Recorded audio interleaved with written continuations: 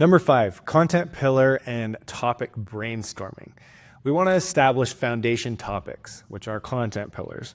So they obviously need to support the client's key objectives.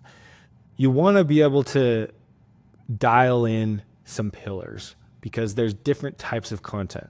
You don't want to just be running wild with all these different things. You got like UGC content, organic content, ads, highly produced ads. You've got like YouTube content that is longer form. You've got educational videos like product walkthroughs.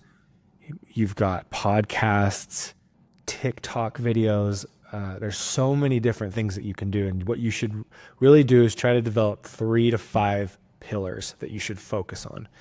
It might end up being 5, and then 3 of them you're really dialing in the most of. And it's really just based off of what your client needs the most of.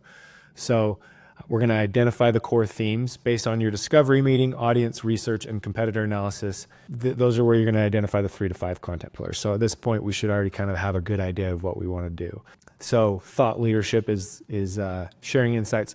So this is where you're taking like a topic and you're going to lean into that for a certain platform. So YouTube, you could do expert series where you have it's similar to what I did with Bullfit, where you have the experts, which are the founders of the company, on a podcast, and it's long form.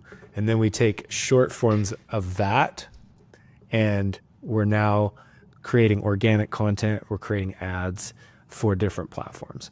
Product education, which are kind of those like walkthroughs, tutorials, explainer videos, customer guides. And then there's a whole nother pillar that's an amazing example, and that's testimonials. That's where you're adding case studies, you're adding trust indicators for customers, potential customers, to come into the door. So you want to make sure you identify these core themes and then figure out where you're going to place them. Brainstorm the topics with your client, and this is all stuff that's probably already been figured out through the discovery meeting and audience research and the competitor analysis.